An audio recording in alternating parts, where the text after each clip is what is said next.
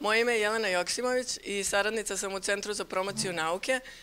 Bavim se psihologijom obrazovanja, a večera sam u ulozi moderatorke zajedno sa Nađom Duhaček iz Centra za ženske studije i kao što ste vjerovatno vidjeli na Facebook događaju ili na nekim drugim objavama, sa nama će biti Anđelka Isaković, koja je doktorka medicine. Ona se bavi molekularnom medicinom, istraživanjima kancera, preciznije melanoma, je li tako? Sa nama je i Aleksandra Jovanić.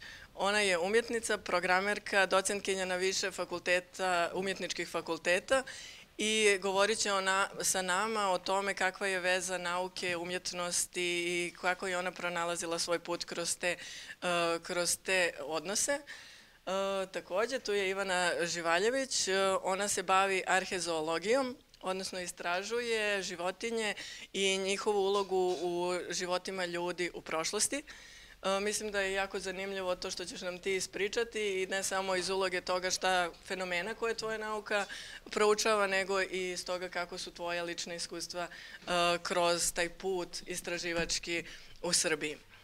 Sa nama je tu i Miljana Stojanović. Kako sam nedavno saznala, moja sunarodnica na neki način. Ona se bavi inženjerstvom, zapravo diplomirala je na Metalurško-tehnološkom fakultetu, tehnološko-metalurškom, hvala ti, i bila je prva žena koja je vodila univerzitetski tim ljudi koji su konstruisali, a zatim i učestvovali na tom takmičenju Formule, odnosno vozila koje se takmiče u brzini. Dakle, veoma je, kao što vidite, raznovrsna ekipa. Sa malim zakašnjenjem došla nam je i Sonja Žakula. Ona je antropološkinja i radi u Etnografskom institutu. Njen fokus u istraživanjima su zapravo odnosi ljudi i životinja. Kako je rekla, jednom najviše voli da istražuje ono što je nervira, pa tako se vrlo često bavi pitanjem zoološkog vrta. Ona će nam govoriti također o fenomenima kojima se bavi, ali mnogo više o tome kakve su njena iskustva u nauci. Zašto smo mi uopšte organizovali ovu veče i zašto smo uopšte došli ovdje da govorimo o ovoj temi? Meni se čini da vama možda ni ne treba da pričam čim ste tu i nekako imam osjećaj da na vašim licima da već sve to jako dobro razumijemo ili da smo dio jedne iste zajednice, ali važno je reći da je danas 11. februar, to je Međunarodni dan žena i djevojčica u nauci.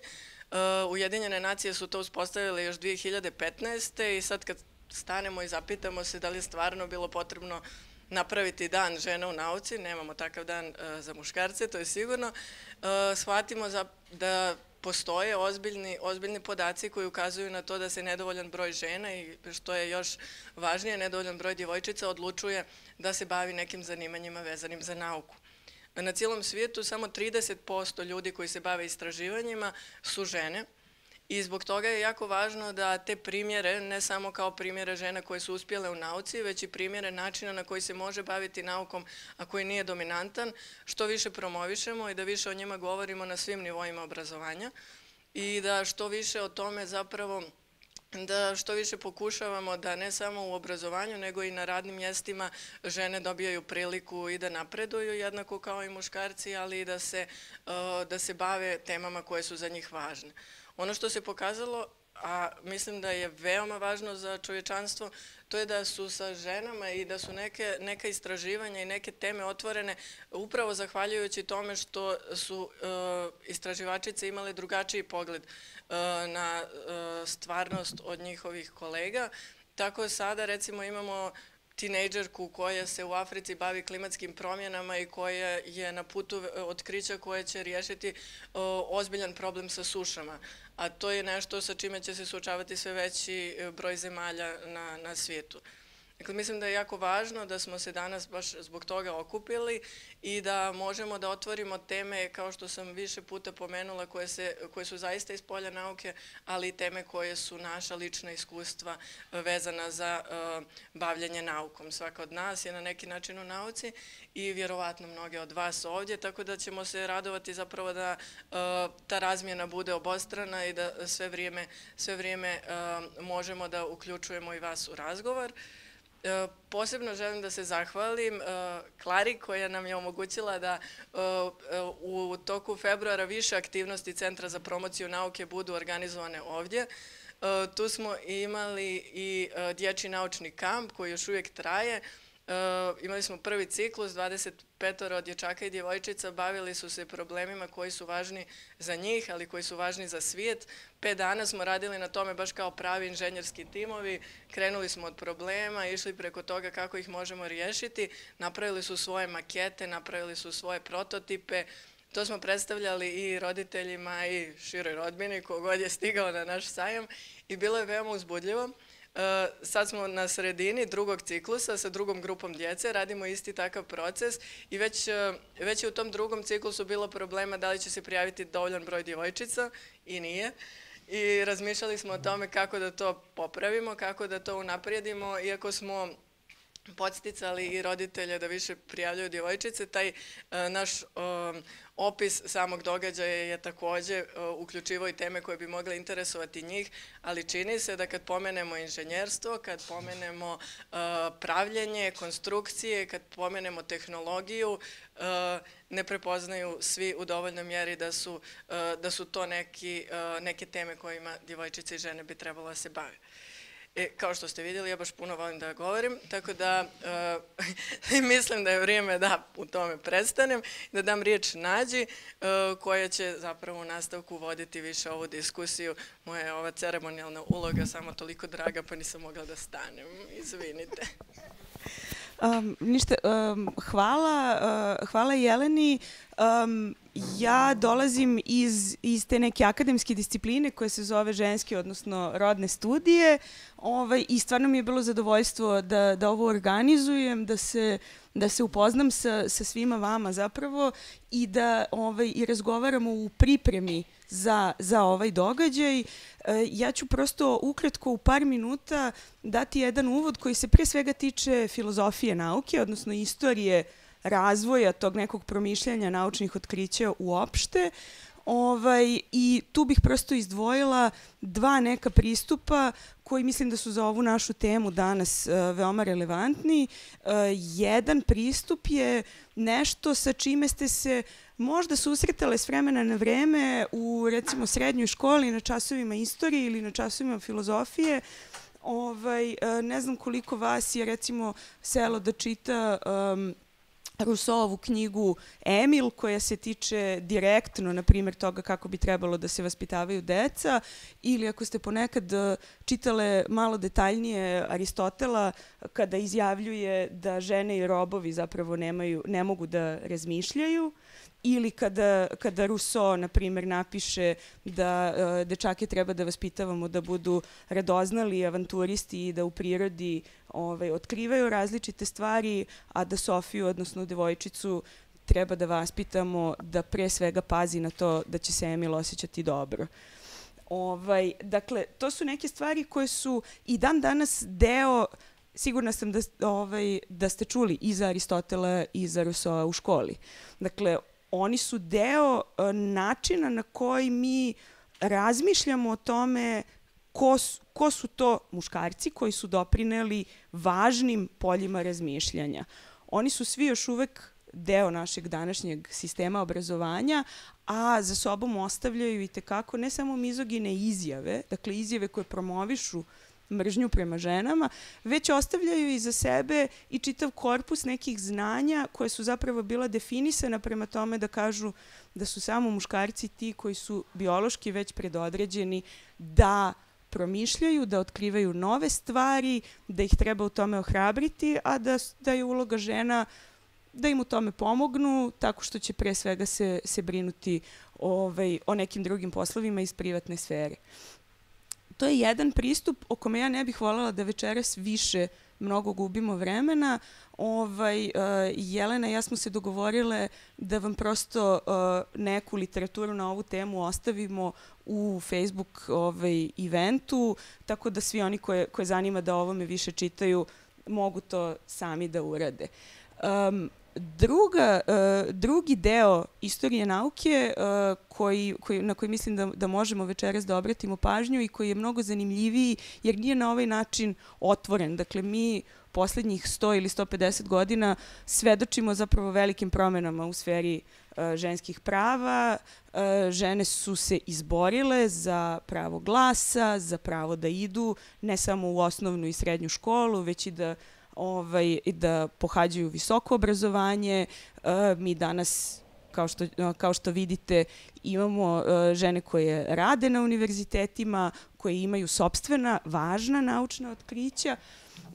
Međutim, druga jedna stvar koja opstaje i dan danas u polju naučne metodologije jeste ideja o objektivnosti u nauci, odnosno o tome da su zakoni naučni nešto što treba otkriti. S druge strane, pojedine humanističke i društvene nauke već neko vreme govore o znanju, pre svega kao nečemu što se proizvodi i što zavisi od konteksta.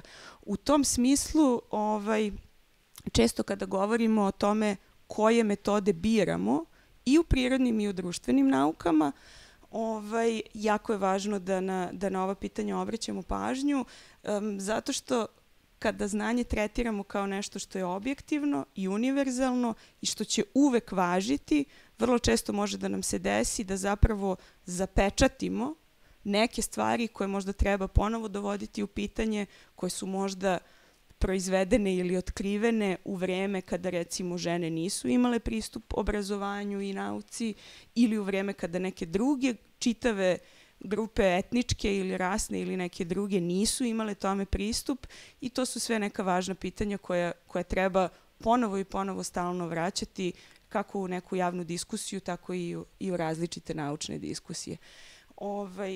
Ja takođe ne bih dalje gnjavila sa velikim uvodima. Kao što sam rekla, svi koje zanima i kao što je Jelena rekla, kasnije možemo na ovo da se vraćamo kroz pitanja, a i neke zanimljive stvari ćemo ostaviti bilo kao linkove, bilo kao ideje o knjigama koje možete na ovu temu čitati kasnije.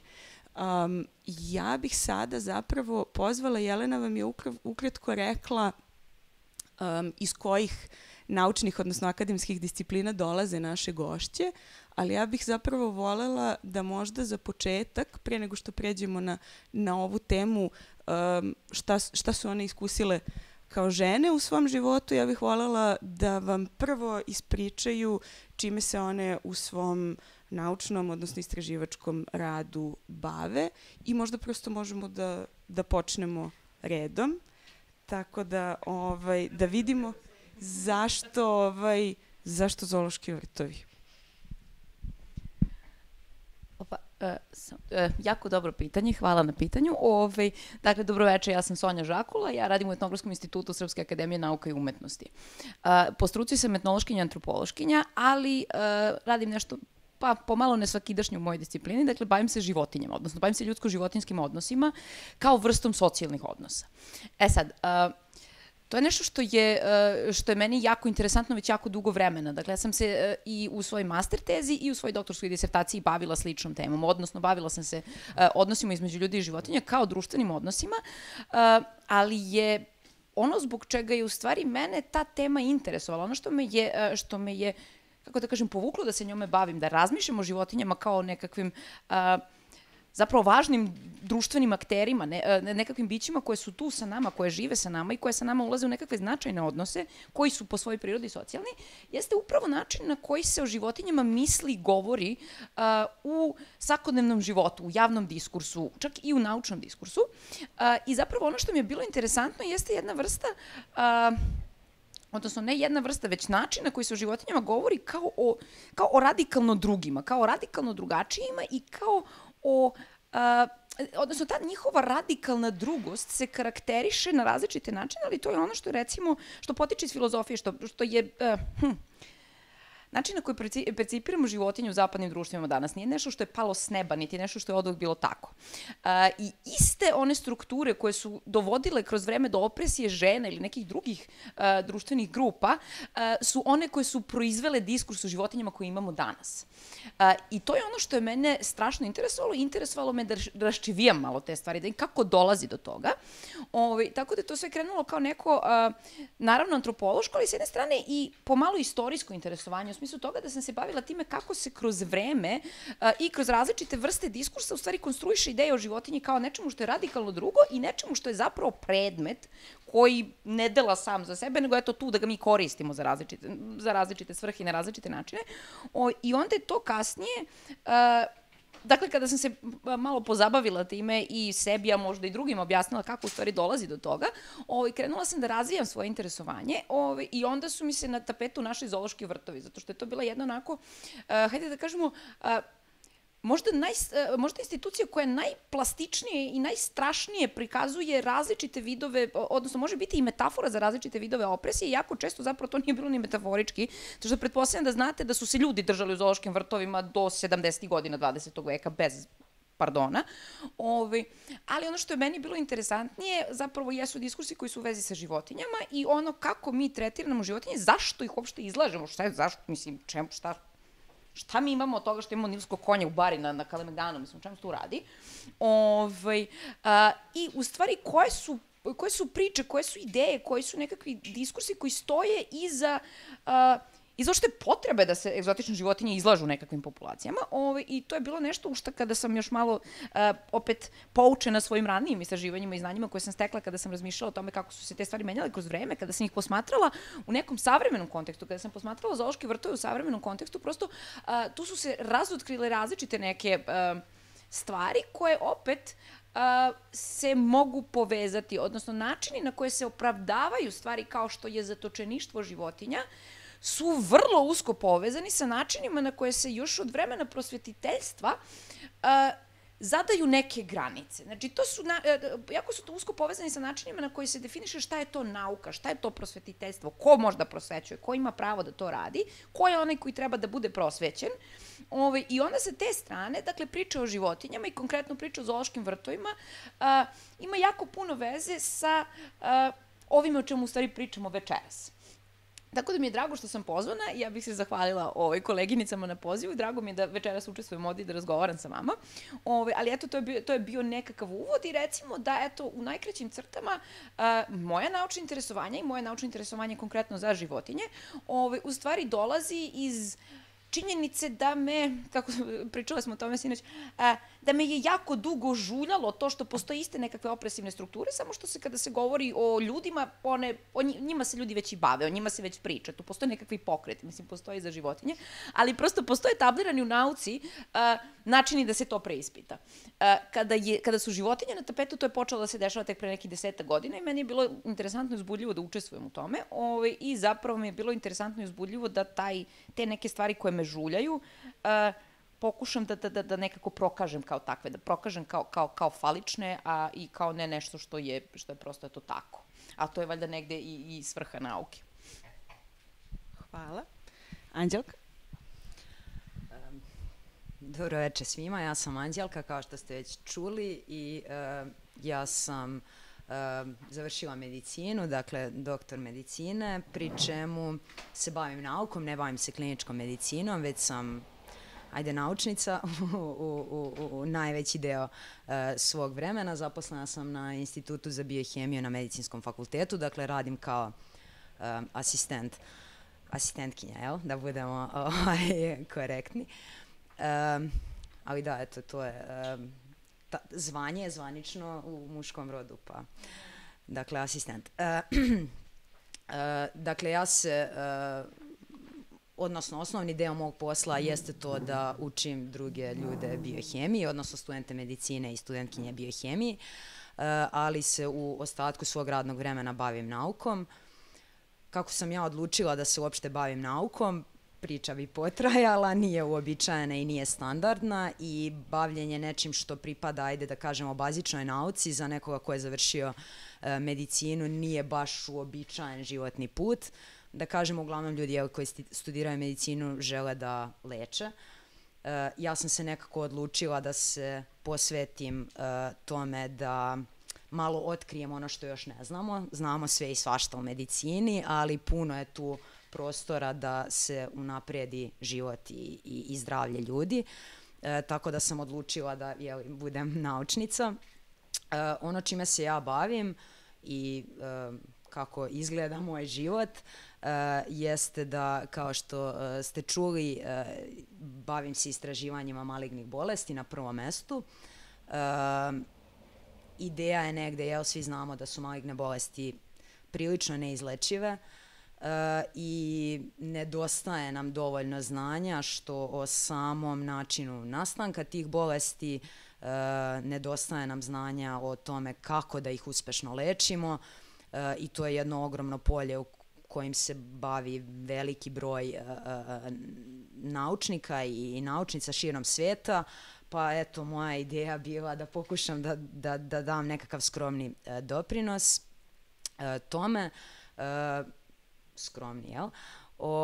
I eto da, pokušavamo da nađemo lek za rak. To bi bilo ono naslov u novinama, ali naravno sad to zvuči malo pretencijozno, ali pokušavamo da otkrijemo neki mali delić slagalice koji bi pomogao nekim ukupnim naporom različitih ljudi da se dođe do nečega novog što do sada nije poznato i da nekako probamo da, kažem, unapredimo znanje o svemu tome i doprinesemo, kažem, boljem zdravlju ljudi. To čime se ja bavim je prije svega vrlo interesantno, to moram odmah da kažem, i nauka u tom smislu, dakle ja radim u laboratoriji, kad kažem nisam sa studentima, ja sam u laboratoriji i to nije baš kao u onom crtanom od Dexteru, ali vrlo slično. Laboratorijski rad je jedna igra, možemo slobodno reći. Naravno, puno tu stoji iza truda, napora, vremena, čitanja i tako dalje, ali sam taj rad meni lično predstavlja zadovoljstvo i nekako kroz nešto gde se tu igramo i pravimo možemo da dođemo do nečega novog. Tako da je to onako uživanje, nekad vrlo frustrirajuće i naravno kao i svaki posao podrazumeva puno ponavljanja, pokušaja, neuspešnih pokušaja i tome slično, ali čini mi se da ta količina sreće i radosti koju čovjek doživi u trenutku kada nešto vidi što do tada nikad niko na ovom svijetu nije video i zabeležio, to nije baš lako opisati. Tako da u tom smislu ta neka naučna karijera i to čime sam ja odlučila da se bavim nikad ne bih menjala ni za šta, jer prosto čini mene lično srećnom, a uz to mi se negde nadam da će doprineti povećanju korpusa znanja na ovom svijetu. To sam ja. Dobro večer, ja sam Aleksandra Jovanić i naziv ovog događaja je Naučni kafe, žene, naučnice, makerke. Sad, ja sam najmanje naučnica od svih gošći ovde. Moja veza sa naukom je potpunosti posredna. Pre svega sam završila matematički fakultet, računarstvo i informatiku i po tome sam, zvanje mi je programer recimo, a onda sam nastavila da se usavršavam u potpuno drugoj oblasti, znači prešla sam u umetnost i tamo, znači magistrirala sam i doktorirala sam umetnost. Tako da nemam čak ni doktorat iz nauke, što sve sagovornice ovde imaju. Ne, strašno. Ali ono što je taj moj posredni način koji imam vezu sa naukom je taj što u svom umetničkom radu koristim razna tehnološka dostignuća i eventualno radim neke projekte koji su u oblasti umetnosti i nauke. Tako da po tom kriterijumu sam upala u ovu grupu, a isto tako sam aktivna makerka, tako da smatram da i taj aspekt poslednji koji imam u nazivu ovog događaja je jako bitan, jer generalno sve što radimo mora u nekom trenutku da ima i taj manuelni aspekt, a on definitivno nije vezan ni za jedan rod posebno, tako da je univerzalna stvar u pitanju. Toliko od mene. Dobroveče svima. Hvala Jeleni i Nađi prvo na pozivu, hvala CPN-u i Mađarskom kulturnom centru na organizaciji ovog događaja i hvala vama koji ste došli po ovom vremenu. Ja sam Ivana Živaljević, arheološkinja, tačnije arheozoološkinja. Dakle, bavim se analizom i interpretacijom životinjskih kostiju sa arheoloških nalazišta. I za početak, verovatno, kada pomislimo na arheologiju, prva stvar koja nam pada na pamet jesu predmeti, građevine, alatke, figurine. Malo ko stvarno razmišlja o kostima, posebno kostima životinja. Ali zapravo, prilikom arheoloških istraživanja mi zaista, dakle, nailazimo na ostatke ljudi i životinja koji su nekada živeli u prošlosti, tako da i one zavređuju na neki način pažnju i one zavređuju da budu diskutovane kao i druge vrste arheološkog, kako mi kažemo, materijala. Tako da ja sam se u svojim istraživanjima, moj put nije od uvek bila arheozoologija, ja sam završila osnovne studije i master na Odeljenju za arheologiju Filozofskog fakulteta, zatim master u Newcastle, takođe arheološki, gde sam počinjala da se interesujem sve više za životinje, zato što je prvenstveno tema mog istraživanja bio Lepenski vir i druga preistorijska nalazišta u Đerdapu, gde sam imala prilike, prilikom iskopavanja jednog od tih lokaliteta, da vidim vrlo zanimljive i različite pogrebne prakse, na primer sahranjivanje ljudi i životinja u istim grobovima ili uzimanje delova životinjskih skeleta, polaganje u ljudske grobove. Tako da mi, recimo danas ćemo verovatno govoriti o dekonstrukciji roda. Ono što je mene takođe zanimalo, tu se negde Sonja i ja prožimamo i puno sarađujemo, je dekonstrukcija ljudskosti i osobnosti. Dakle, šta spada u osobu, šta spada uopšte u koncept ljudske osobe, da li je od uvek bio fiksan kao danas ili je nekada bio fluidan. Tako da te teme su me jako zanimale i usmerile me ka arheozoologiji na neki način. Tako da sam se puno bavila u svojim istraživanjima pitanjima ribolova i lova u kontekstu preistorije Đerdapa, a sada, što je možda tema koja je najbliža večerašnjoj, ja sam zaposlena kao saradnica na evropskom projektu koji se zove Births, Mothers and Babies, Prehistoric Fertility in the Balkans, dakle, koji se realizuje na Institutu Biosens u Novom Sadu. I taj projekat se de facto bavi onim možda skrivenim osobama kojima do sada možda u arheologiji nije posvećivana tolika pažnja. Za početak bavi se neolitskom demografskom ekspanzijom, dakle, pretpostavkom da su ljudi u neolitu, što bi bilo mlađe kameno doba, oko 8000 godina na teritoriji Balkana, pre oko 8000 godina na teritoriji Balkana, da su tada, usled različitih promena, sve većeg broja naselja u kojima su ljudi provodili sve više vremena, usled pripitomljavanja životinja, dostupnosti novih namirnica, zapravo doživjeli demografsku ekspanziju. Tako da u okviru ovog projekta zapravo ono od čega smo mi pošli, od čega je pošla naša šefica projekta, profesorka Sofija Stefanović, jeste pa nisu li žene i bebe značajni nosioci te ekspanzije. Dakle, hajde da vidimo šta se dešava sa ženama i bebama, kako one žive, čime se hrane, koliko uopšte trudnoća biva uspešno u prošlosti. Moj deo, moja zaduženja na tom projektu nisu vezana konkretno za ljude, ja se i dalje držim životinja, dakle ishrane, ali na neki način se dotičemo i tema koje, pretpostavljam, o kojima ćemo diskutovati večeras. Zdravo svima. Moje ime je Miljana Stojanović, ni ja nemam doktorat, jer da sam htela, to bi možda tek sad počela da radim, tek sam završila fakultet. Završila sam Tehnološko-metodološki fakultet sa zvanjem hemijskog inženjera, takođe. I ja sad možda jedini neki aspekt na osnovu kog ja mogu da doprinesem i samoj ovoj debati je prosto taj Formula Student Team koji je naravno, kao što svi možemo pretpostaviti, baš onako pravo grotlo muškaraca, jel te, svi znamo za Formulu 1 i koliko ona već postoji, pa sada je to jedna od informacija da, ne znam, u posljednjih 50 godina bilo svega 6 žena, s tim da je to i muško i žensko takmičenje, ne postoji ono kao u odbojci muški tim ili ženski tim. U posljednjih 50 godina je bilo 6 žena koje su uopšte došle do Grand Prix, znači uopšte su došle do toga da izađu na uopšte kvalifikacije, a samo 2 su se kvalifikovale da uđu u trku. I isto tako je sa neke strane bilo i na toj nekoj inženjerskoj strani, jer iza svake te formule stoji tim ljudi i ne samo taj vozač, već veliki tim inženjera, ljudi koji se bave naravno sad marketingom, sponzorstvima i šta ja znam. I tek u posljednjih nekih 10-15 godina je tu došlo do impakta i žena koji su se bavili nekim drugim stvarima, ne samo marketingom, tako sam i ja prosto došla na tu poziciju da vodim tim od 50 mladih ljudi koji su napravili vozilo nalik na bolid Formula 1. Dakle, bilo je jako zanimljivo da ja sad tim malim mašincima pričam da me slušaju i da rade ono što treba zbog svih nas, a ne, tačnije zbog samog tima, a ne samo zbog toga što je meni tako palo na pamet.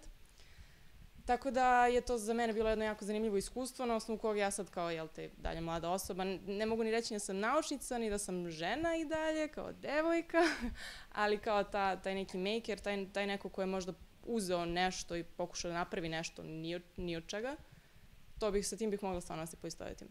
Tako da pokušat ću da dam taj neki mali doprinos svemu ovome. Sad dalje, u stvari, Jelena. Da li ćemo da treba ponovno? Dosta ste me slušali. Da, rasporedit ćemo ih. Dalje, ja sam negde mislila da je važno ne samo da vam kažem važi, doveli smo ovde inženjerke, naučnice, istraživačice i tako dalje. Mislila sam da je negde zanimljivo da čujete tačno u koje sve polje su zagrebale ove žene koje slušate večeras. Kada smo to čuli, zapravo je moment da pređemo i na našu temu. Juče kada smo se negde pripremale i dogovarale, prva neka stvar koja je počela da izlazi zapravo su bile te anegdote o određenim momentima koje ste doživele, gde ste možda prepoznale da je neko rekao ili uradio nešto što vas je onako malo zapravo žuljalo i gde ste pomislile kao stvarno zašto se sada ovo još uvek ponavlja. Ono što bih vas ja pozvala je da sada prosto koja od vas želi da možda po neku od tih anegdota podelimo i sa publikom. Eto.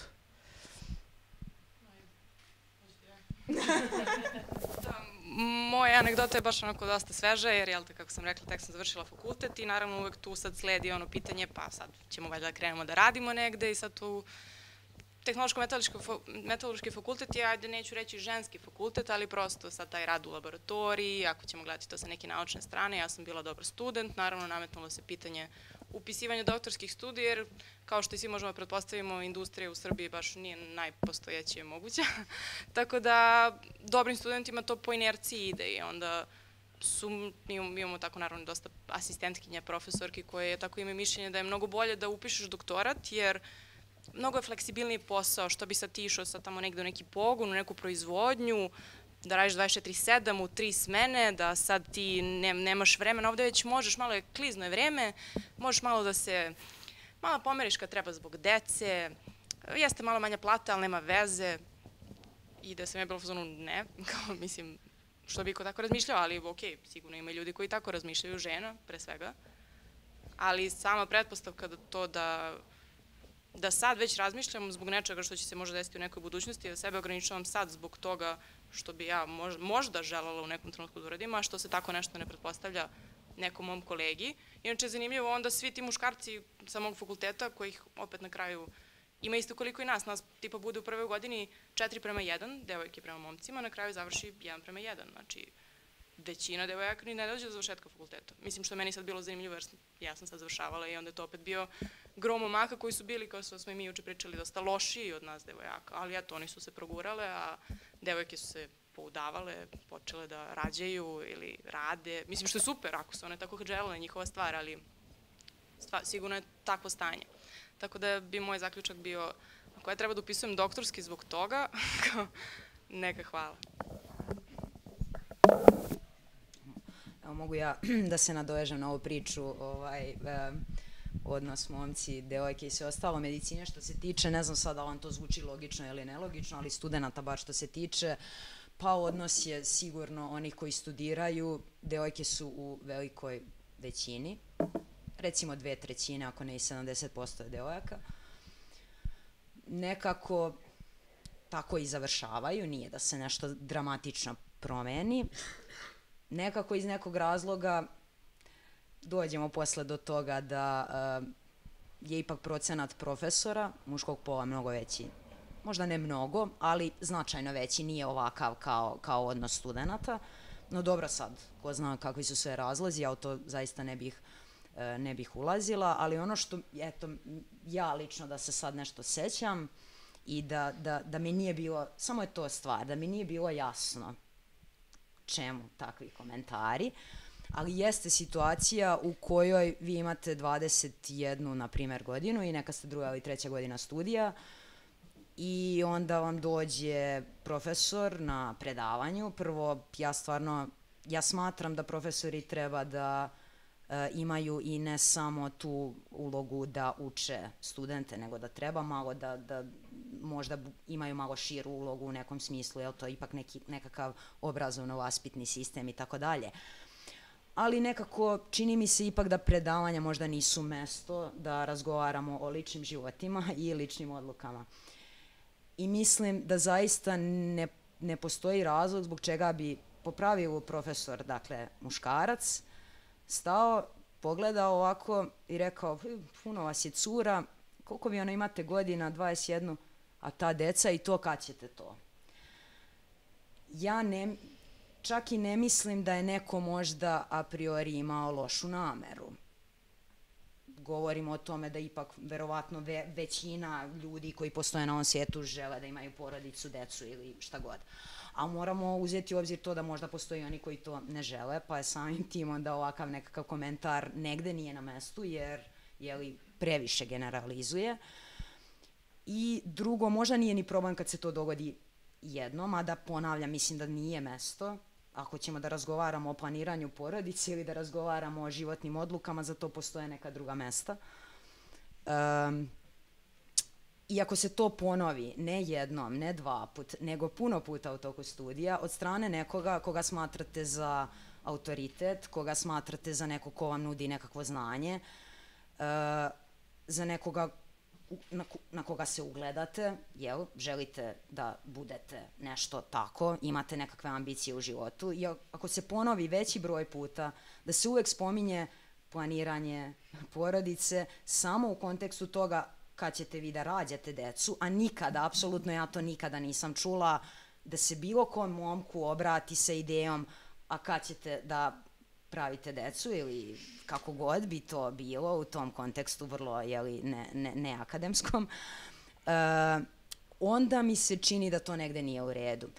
Bez obzira, ja ne mogu da ulazim u to da li je neko imao lošu nameru ili nije imao lošu nameru, da li je to stvar nasleđa, tradicije, naše kulture ili ne znam ni ja čega, ali mi se čini da može, na mene lično to pa i nije imalo, ne znam, nije, eto tako, zapamtila sam i prepričavam kao nešto što mi se čini da nije u redu i da to tako ne treba, ali se bojim da na neke devojke to može imati jedan vrlo loš negde uticaj, jer ako se to ponovi 1, 2, 5 put, onda još one potiču iz neke sredine u kojoj se govori samo o tom aspektu života, da će negde doći možda, pa i možda taj fakultet baš ne ide, pa malo se muče, pa ovako, pa onako, onda dođu i kažu, pa čekaj, pa meni i moji profesori kažu šta si došla ovde, bolje da ideš da rađaš decu, jel?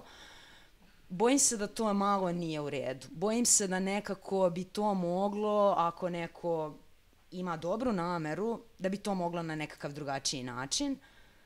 To je to jedna stvar, da bi to postoje drugi načini koji bi sigurno imali boljeg efekta. To je jedna situacija i još jedna situacija koja kaže gde negde isto vidim da ne razumem zašto pravimo tu razliku između studentkinja i studenata, jer po meni apsolutno ne treba da postoji. Mi smo tamo svi došli da učimo, želimo svi da završimo te fakultete i nešto sutra radimo, neki posao.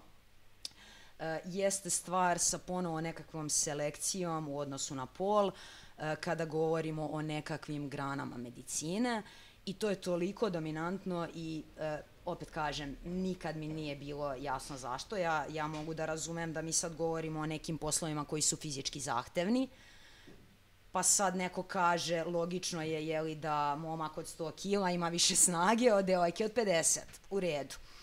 Ali ako govorimo o pameti, inteligenciji, znanju ili manualnim veštinama, ja ne vidim zašto bi rod uopšte dolazio u pitanje.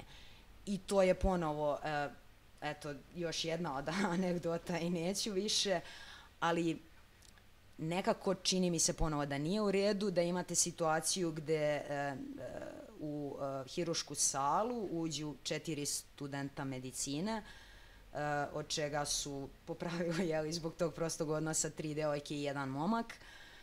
Na vežbama smo, dakle, treba svi da nešto učimo i radimo i sad naravno ne može 4 studenta u isto vreme nešto raditi i naravno mora se napraviti nekakav plan i ne znam ni ja šta i to je automatizam, to nije stvar da je neko o tome razmišljao, to je automatizam da hirurg, dakle nastavnik, profesor koji nas treba da uči, svima će on nama da priča, svima će da objašnjava šta radimo, to nije sporno, svima će ponuditi znanje, ali će se okrenuti ka momku i reći hoćeš li da pomogneš. To je automatizam, to je prvi to je impuls, moje iskustvo je tako, ja ne kažem da je tako uvek, ali to je dogodilo se, ne jednom, ne 2 put, puno puta.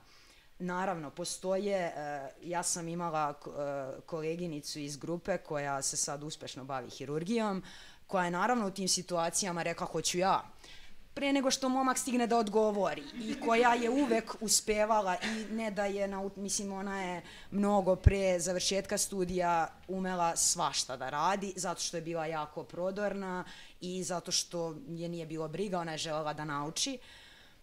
Hoću da kažem, sve to ne mora da ima ne znam nija kakve posledice, ali mi se čini da bismo nešto nekako malo trebali da uradimo jer te uvrežene predrasude koje kažu pa nije hirurgija za žene, ma zašto nije hirurgija za žene, nek mi neko objasni, evo ja znam šta je ta hirurgija, nek mi neko od kolega objasni zašto to nije za žene. Mislim, manuelni posao, ja evo ponovit ću, radim u laboratoriji, manuelno radim i obožavam manuelno da radim i da je sad sticaj okolnosti bio drugačiji, možda bih želela da radim nešto baš takvo.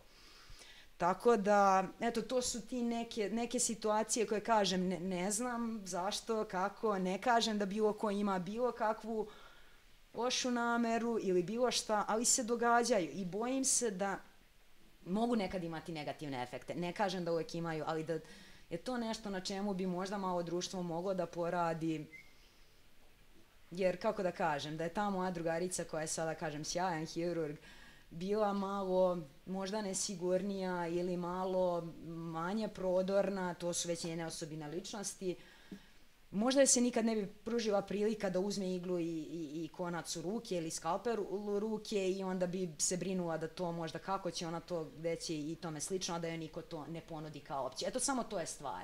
Različite startne mogućnosti samo zbog različitog jednog hromozoma. Pa nekako vrlo čudno, mislim u najmanju ruku čudno. Eto, to su moje anegdote, neću više. Hvala ti. Htela sam samo za sekund, ne znam da li bi još neka od vas htela da nešto doda. Pa ja moram da kažem na početku, kolektiv u kome ja radim, u njemu prevlađuju žene. Imamo malo muškaraca, ne zato što ih teramo ili ne ohrabrujemo da nam se pridruže, već mislim da to oslikava neku rodnu strukturu u arheologiji trenutno, možda rodnu strukturu na Filozofskom fakultetu uopšte.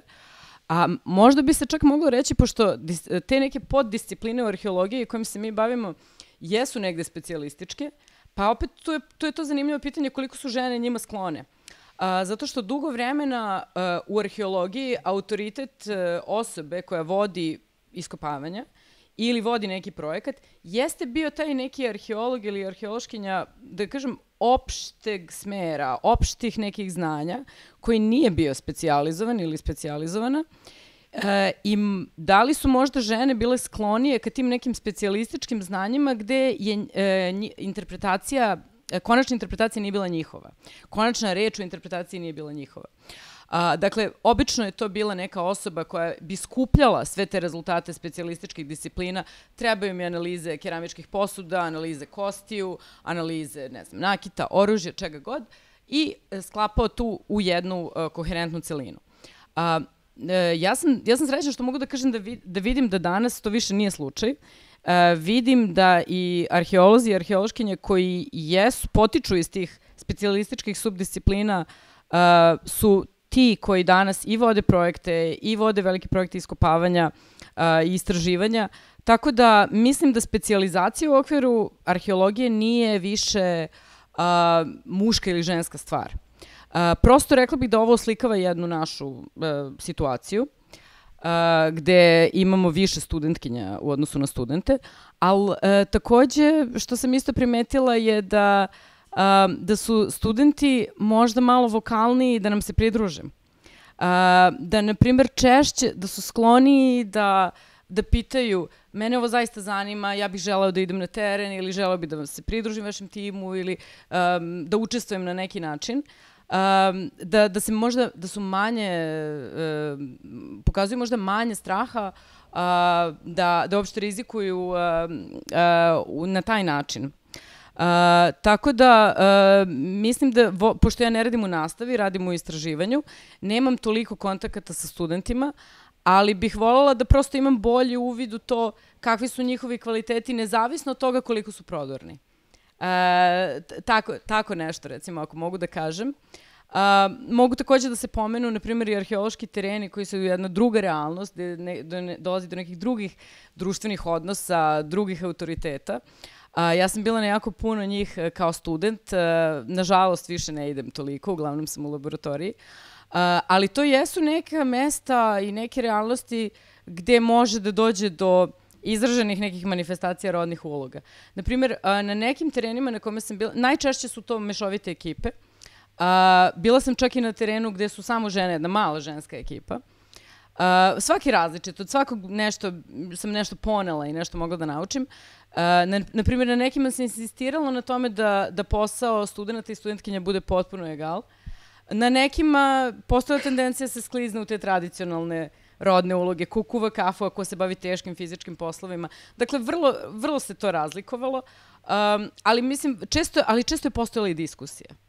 Dakle, a zašto ja, a ne on, a zašto ona ne? I tako da mislim da vidim te pomake koji su više sad u vezi sa unutrašnjom strukturom arheologije ili možda uopšte humanističkih nauka, mada se neko možda ne bi složio da je arheologija humanistička nauka, zavisi koga pitate. Po nekom je disciplina sa jasno definisanim metodima, po nekim je humanistička disciplina, tako da, ali ja vidim neke pomake i vidim veliku zastupljenost žena u tome, tako da moje iskustva generalno bila su dobra.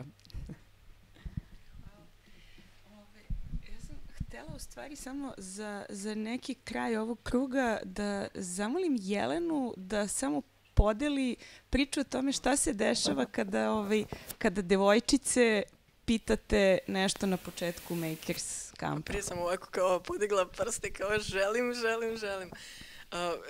Imamo predivnu djecu na Dječjem naučnom kampu, to je ovo što sam pomenula što CPN organizuje upravo u istom ovom prostoru, ali pošto je to kamp koji se također zove Makerski i sad Aleksandra je pomenula zašto je ona makerka, u nazivu ste vidjeli da piše žene naučnice makerke, pa su nas i neki pitali, brate, šta makerke? Ovo je kraj citata. I moje glume. Ali bilo je važno i sa tim klincima da razgovaramo o tome šta znači i zašto nismo tu riječ uspjeli da prevedemo još uvijek na srpski, zašto to zovemo maker pokretom i makerkama i makerima u njemu. Dakle, pokret se zove makerski zato što su to ljudi koji potekaju od pokreta uradi sam. Dakle, ljudi koji žele da prave stvari, koriste jeftinu tehnologiju i to je njihov način snalaženja u svijetu, posebno u odnosu na kapitalizam koji nam kaže kupujte još što više i svega. Na ovom Dječjem naučnom kampu mi pravimo projekte i koristimo različite druge stvari, reciklirane materijale, koristimo različite druge alate i predmete u neke nove svrhe. Tako da smo se predstavljali kako se zovemo, koliko godina imamo, šta smo posljednje napravili ili pokvarili. Možete da zamislite odgovore. Pokvario sam tatin telefon, tastaturu, pokvario sam sat jer sam htio da vidim kako radi, otvorio sam igračku koja radi na daljinsko upravljanje i djevojčice. Ja sam napravila, sad bilo je različitih odgovora, tu možda jeste bilo dosta više sa hranom, ali to, mislim, nije poenta ove priče, ali ja nisam ništa pokvarila. I to sad, to je možda san za roditelje, ali to je za mene kao psihološkinju koja se bavi razvojem načina razmišljanja, koji je sklon riziku, koji je sklon preispitivanju, griješenju, preuzimanju odgovornosti, to je noćna mora. Dakle, djevojčice koje nisu bile spremne da nešto slome, da nešto pokvare, da nešto od toga nauče, to je, mislim, veoma bilo problematično. Ova igrica je bila na izgled bezopasna, ali anegdota pokazuje da možda i nije toliko bezopasna. Prosto, čini mi se, kad dođemo, ne postoji jedna tačka u kojoj bilo koja osoba izabere čime će se baviti, ali u onim poljima u kojima postoji neka sloboda izbora, postoje te različite tačke. Jednom kada neka devojčica sa 10-11 godina primi tu poruku da sve mora da bude čisto i uredno i da je jako važno da ni u čemu ne pogreši i da ništa ne pokvari, teško da će ona uzeti neku lemilicu kad tad u životu i početi da se, prosto to onda zatvori vrata prema čitavom jednom broju zanimanja najrazličitijih. A u nauci posebno, ali u odnosu na ove inženjerske i programerske poslove, mislim da tu postoji jedan drugi aspekt koji je isto jako važan, a to je da kad krenete da usmeravate žene ka tome da rade u školi ili da budu medicinske sestre, to su poslovi koji plaćaju na jedan način. Kad krenete da ih usmeravate ka inženjerskim poslovima, to su poslovi koji plaćaju mnogo višestruko više. Tako da to onda posle ima neke druge posledice koje nisu samo pitanje naučne radoznalosti, nego se odslikavaju kasnije i u nekim drugim životnim aspektima. S jedne strane, sada već počinje polako moment kada bih pozvala i publiku da nam se pridruži. Naravno, uvek više volimo pitanja nego komentare, ali i komentari su dobrodošli. Čuli ste čime se sve zanimljivim naše gošće bave, a ja ću dalje dok čekamo prvu hrabru osobu koja će takođe dobiti jedan mali poklončić, tako da eto, i time vas i time hoćemo malo, ništa nije ništa teško. Aha, evo probijanje leda je počelo. Dobro večer, ja sam htjela da kažem samo u vezi sa ovom koleginicom sa medicine. Ja sam naravno davno studirala i u moje vreme to nije bilo tako. Ne znam da li zato što nisam studirala medicinu, ali čini mi se da to što se sada izgleda potencira da studentkinje treba da rađaju, da osnivaju porodicu, da je to ipak u vezi i sa opštim trendom obzirom na depopulaciju. Ja mislim, jer u moje vreme o tome nikad nije bilo reči. Nikad. Niko nije vodio računa o tome da li ima manje grad, šta se dešava sa brojem stanovnika i tako dalje. Prosto je bilo drugo vreme. Tako da ne bih bila sigurna da to nije i zbog toga, možda. Meni je zadovoljstvo da vam poklonim brošuru.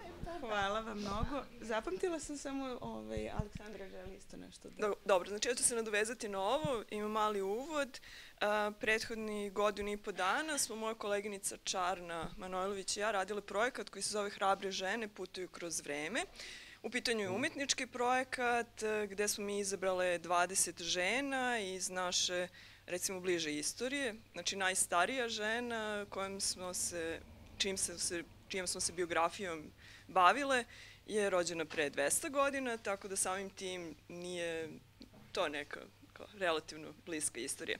I bavili smo se biografijama žena koje su u svom životu ostavile značajan trag, bilo svojim postignućima, bilo impresivnom biografijom.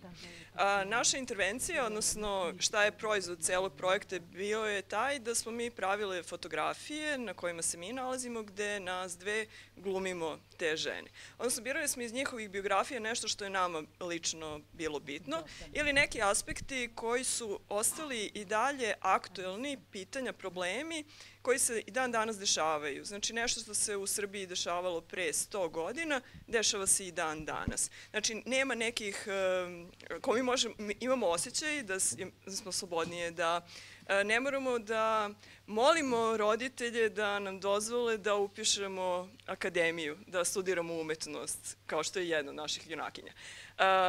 Ne znam, da se izborimo za neka prava, to nam je sve zdravo za gotovo. Ali naše mentalno razmišljanje je vrlo slično onome koje je bilo i pre 100 godina, gde je recimo Jelena Dimitrijević, nju spisateljica, ali kao smatraju prvom našom avanturistkinjom, zato što je proputovala ceo svet. Putovala je nakon što i sa mužem, ali kad je umro muž, putovala i sama. I onda je bilo u njenoj jednoj knjizi piše, pitaju me ljudi šta će žena u vašim godinama da putuje. Na što ona ima gomilu objašnjenja, samo još svojim očima da vidim to nešto i onda kao kad to vidi, onda opet ima sledeći cilj i dalje putuje. I onda sam ja samo radi testa pitala moju mamu kao, mama, što ne putuješ? Znači sada kao prošle 3 godine ona ima mogućnosti i ne postoji nikakav problem. Šta će žena u mojim godinama da putuje? Kao, tako da, ovo je kao sada jedan anegdota, znači ovo je sada kao smešna priča. Ima i drugih mnogo ozbiljnijih oko toga da žene gube poslove na dobrim pozicijama zbog muškog lobija i tako dalje. Znači, postoje i teške i ozbiljne priče u svemu tome. E sad, naš projekat je vrlo umetnički, ali smo onda u sklopu izložbi radile radionice sa decom, odnosno to sa srednjoškolcima i sa studentima sa naših fakulteta. I u razgovoru sa njima smo došli do nekih zaključaka koje smo posle potvrdile pričajući sa koleginicama sa, recimo, učiteljskog fakulteta koje mnogo više rade sa različitim uzrastima. A sad to je direktna veza sa ovim komentarom, to da recimo 70-ih, 80-ih ili kao kad smo mi upisivali fakultet, nisu mnogo razmišljali o tome šta je izbor i kakvo je to zanimanje, da li je ono muško ili žensko. Jednostavno, ni u jednom trenutku ni u kući, ni od drugara, vršnjaka, moj izbor da upišem računarstvo i informatiku nije našao na neodobravanje. A sada se dešava da devojčice same prave klasifikaciju između ženskih i muških fakulteta i da mahom biraju jednostavnije fakultete ili fakultete koji sprovode u neko zvanje koje je kao ženski posao i da manje biraju, ali kao samo inicijativno, znači ne možemo sada da kažemo da je to nešto što ih je neko kljukao tim informacijama, osim medija, gde je sada kao lakše ćeš živeti ako si pevačica i više ćeš zarađivati neko ko radiš na institutu.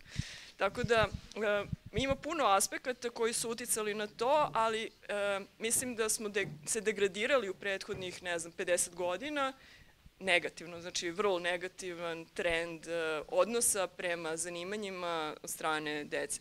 Tako da i taj aspekt kao makersa i to da li sam ja pokvarila, pa sve sam pokvarila. Ali kao, ne znam, ono kao, znači, ne mogu da kažem, sad kao jedno što mi pada na pamet je to da mame utiču na male devojčice sada kao, ti si devojčica, moraš da budeš uredna i da budeš mirna i tako dalje, ali to je onda sada iz kuće ili bake, okej. Kao, ne znam, u vrtiću, vaspitačice. Ali one imaju i tatu. Da. Ali to je posebna tema.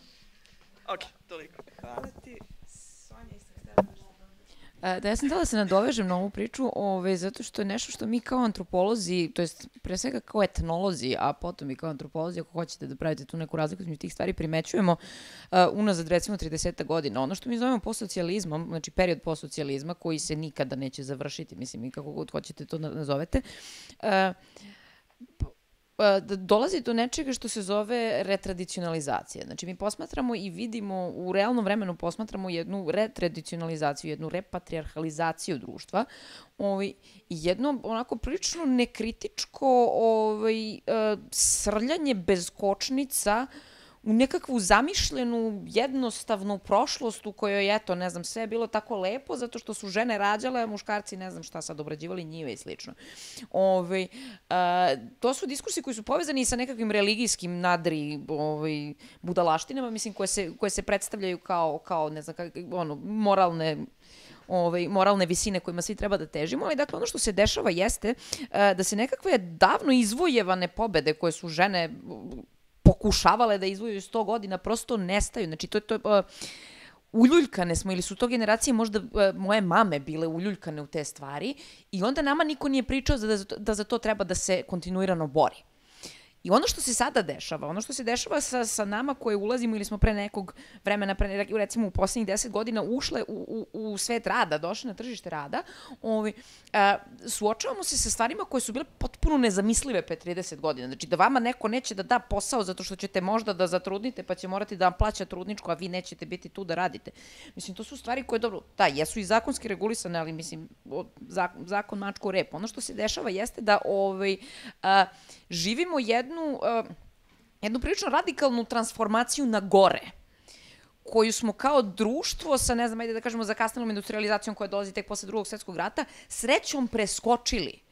Znači, situacija je ovde bila mnogo bolja nego na nekim drugim mestima u svetu. Dakle, položaj žene je bio mnogo drugačiji i mnogo bolji nego na nekim drugim mestima u svetu. I tu bih se onda stvari možda sad vratila na priču.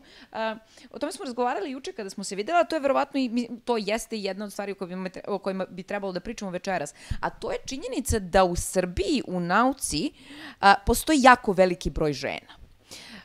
Srbija je na prilično dobroj poziciji, ja sad ne znam da vam recitujem statističke podatke, ali što se tiče i čak STEM polja, dakle ono science, technology, mathematics i ostalo, electronics, mathematics, tako beše electronics, engineering, pardon, da, tako i u drugim disciplinama, dakle mi imamo jako puno naučnica.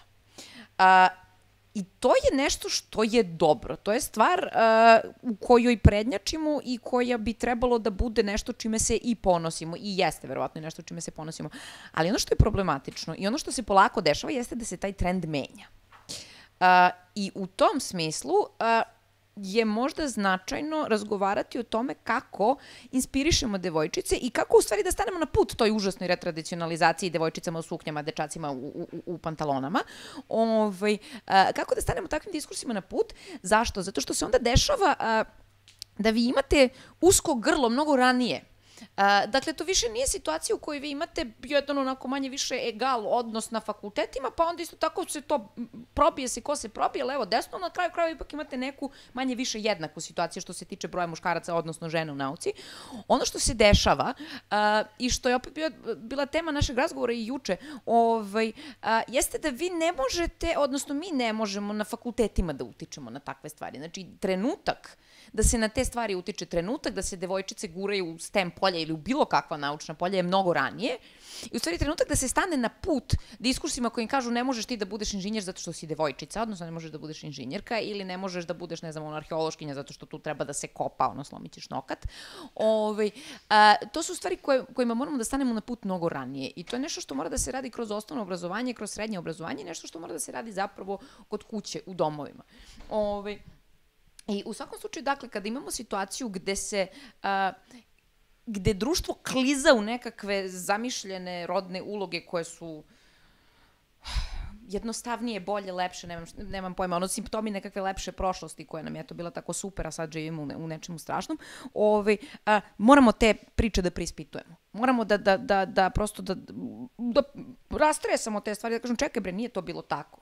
Mislim, jel vi stvarno mislite da je bilo super porađati se sama na njivi? Mislim, jel mislite da je to stvarno bilo odlično? Mislite da je bilo odlično da ratujete svako malo? Mislim da je to vrhunac virilnosti ići u rat. Mislim, očito da postoje diskursi koji i dalje to tvrde. Ali ono gde se te stvari lome jesu upravo klinci, znači jesu deca, jesu devojčice koje treba sutra da izaberu nekako obrazovanje, da treba da izaberu nekakav put u životu, da li će to biti obrazovanje ili nešto drugo, je pitanje, ali mora da im se obezbedi jednaka startna pozicija.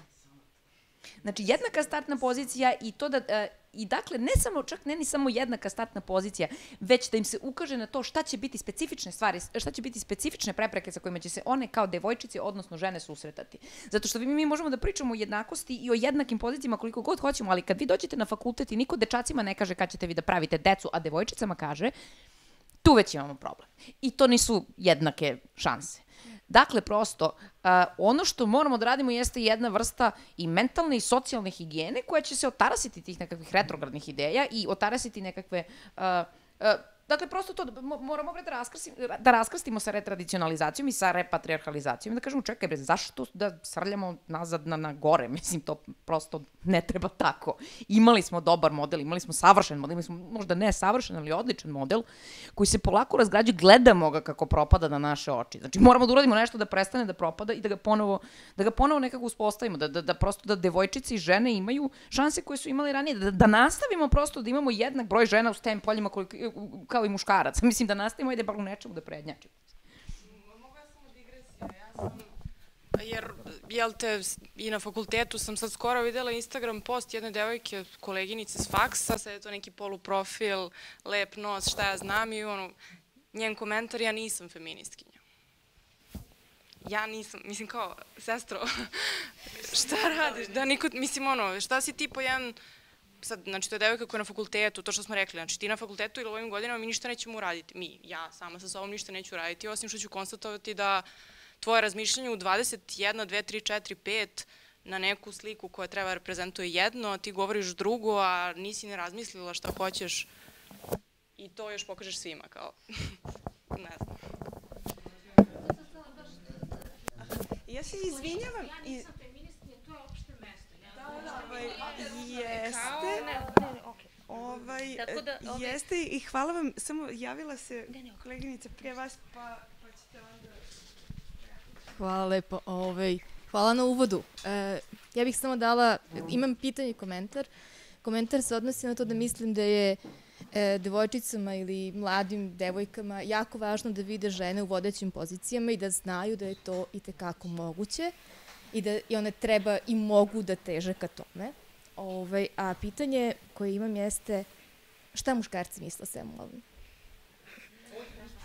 Ne, pa mislim, ne možemo da ih se isključimo, delo su naše... Hvala vam na pitanju. Ja bih predložila, pošto se sada diskusija zahuktala, ja bih volela samo da prikupimo nekoliko pitanja iz publike, pa ćemo se onda polako na njih vratiti. Hvala ti. Hvala. Ja bih da se nadovežem samo na ono što je bio poslednji predmet razgovora, odnosno sama priča o feminizmu, jer stvarno mislim da je to nešto što je u današnjem vremenu toliko izopačeno i toliko ne svoja originalna ideja koja je nekada bila i da ljudi zapravo, najveći problem nama jeste trenutno što ljudi ne razumeju poentu i ne razumeju šta mi pokušavamo da kažemo time kada spominjamo feminizam i ne razumeju da feminizam nije neki kvazi pokret koji se bavi time da žene budu ne znam ni ja šta, da muškarci idu i da ne znam rintaju i da služe bukvalno ženama. I mislim da je to zapravo i da je to zapravo samo jedna jako velika greška u komunikaciji, gde mi ne možemo sa ljudima koji se oko nas nalaze da razgovaramo normalno zato što oni imaju svoj neki stav o tome, koji ne znaju ni odakle im, koji su negde usput pokupili i koji su istina, ali opet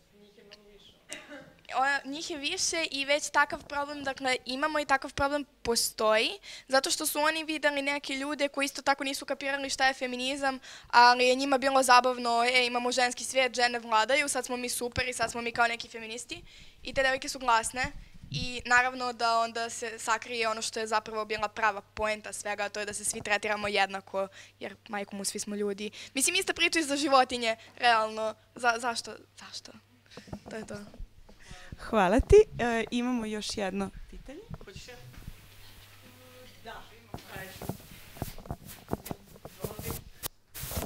Hvala. Ovako, ja bih, pošto je u uvodniku spomenuto da su možda neke ideje prosvetiteljstva i tih univerzalnih istina da su možda prevaziđene. Pa mi sa te pozicije zanima, zar se upravo oni režimi u kojima žena ima najgore status danas, recimo Saudijska Arabija, Katar, pa sad razna afrička plemena, tome slično, da se oni upravo brane time da kažu da su to druga kultura i da te univerzalne neke prosvetiteljske vrednosti da kao za njih ne važe ili tome slično. Pa sam hteo da kažem, ako je samo po sebi evidentno da su ta dva pola, da kažemo, imaju iste sposobnosti, isti razum, zar ne bi onda, ako želimo da povećamo te mogućnosti ženskog pola i u tim zemljama gde nije savršeno, daleko je od toga, zar ne treba baš da insistiramo da postoji univerzalna istina? a ne da je negiramo. Eto, to mi je zasmetalo, to da kažemo što danas se mnoge stvari i šerijatski neki zakoni i to pravdaju tim kao kulturnim raznolikostima. Eto, to sam hteo da kažem i sad, verovatno mnogi od vas su gledali onu popularnu seriju Sluškinjina priča, Handmaid's Tale. Mi se sad zgrožavamo se kad zamislimo to u nekom, da kažemo, našem svetu, a u stvari danas postoje mesta gde su ti zakoni na snazi, recimo opet Saudijska Arabija i to gde stvarno žena nema nikakva. I u tom smislu, samo sam to hteo kažem da opasna ideja da ne postoji univerzalna istina. Eto, ja bih to... Hvala vam na pitanju. Ja bih zapravo sada možda predložila, krenut ćemo od kraja, i ako nemate ništa protiv, ja ću odgovoriti na ovo pitanje o prosvetiteljstvu, povezanom sa kulturnim razlikama. Moja prva disciplina pre nego što sam skrenula u ove ženske studije je bila takođe kulturna antropologija. I mislim da je jako važno, hvala vam mnogo na ovom pitanju, užasno je važno, prosvetiteljstvo, empirizam i tako dalje imaju jedan odnos istovremeno ljubavi i mržnje prema ženama. Ja ne znam kako drugačije to da opišem.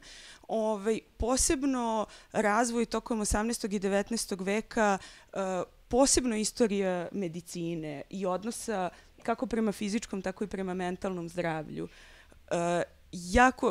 Ako ste zainteresovani da o tome čitate, ja bih pre svega predložila Foucaulta, ali i čitav niz drugih i teoretičara i teoretičarki su se vraćali kasnije da to istražuju. Istorija zapadnoevropske medicine je sagrađena na ideji da žene nisu sposobne da razmišljaju. I to je ideja sa kojom se mi dan danas borimo u okviru pre svega psihologije. Ja sam slično kao Aleksandra učestvovala u jednom drugom projektu koji se zvao Nauka je ženskog roda. Mi smo takođe išle u srednje škole u Beogradu i razgovarale sa dečacima i devojčicama koji su 2. i 3. razred i gimnazije i srednjih stručnih škola. Oni su svi bili potpuno ubeđeni da žene i muškarci imaju različit mozak i različite intelektualne sposobnosti. I da su to čuli, odnosno razumeli na časovima psihologije. Ja govorim o 2018. godini. Nije Saudijska Arabija, nije 19. vek. Dakle, to su realni problemi danas i ovde. Ti problemi imaju svoj neki koren i taj koren je u prosvetiteljstvu. S druge strane, ja nijednog momenta ne bih sporila da prosvetiteljstvo ima svoju važnu ulogu. Ja se prva bavim istraživanjem obrazovanja u svom naučnom radu. Mislim da je to jedno jako interesantno polje. Mislim da je to jedini ozbiljan, nenasilni način da društvo menjamo na bolje. I s te strane je dragocen sistem, ali to ne znači da možemo tom sistemu da prosto gledamo kroz prste za one stvari koje radi na problematične načine. Trenutno obrazovni sistem nam ne služi da poboljšamo rodnu ravnopravnost. On često zapravo sebi časti izuzecima, ali sam sistem često kroz udžbenike, kroz nastavne planove i programe i kroz čitav niz drugih praksi koje nazivamo često skriveni kurikulum, skriveni nastavni program, nažalost, te vrednosti još uvek više nas vraća u ovo pitanje gde nam je nacija i kako ćemo da rađamo, nego što nas podstiče da i dečaci i devojčice budu radoznali, da istražuju, da uče nove stvari, da promišljaju društvo kao nešto što nije fiksirano u kamenu i gde se treba vraćati unazad, nego da ga promišljaju kao nekakav zajednički projekat i eksperiment gde hoćemo da svima bude dobro. A onda i životinjama, zašto da ne, i tako dalje, i tako dalje. Tako da, nadam se da sam odgovorila. Ja bih sada volela da se vratimo unazad.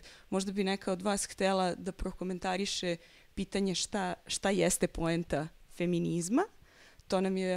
to nam je bilo jedno pitanje, a drugo pitanje je šta govore muškarci, možda možemo da se vratimo na to šta su neke anegdote, ko su muškarci iz vašeg života s jedne strane kojima možete sada da vratite tako što ćete prepričati nešto što su uradili, a s druge strane koji su to muškarci koji su saveznici u ovom radu, postoje i oni i važno je naravno da se negde i toga prisjećamo.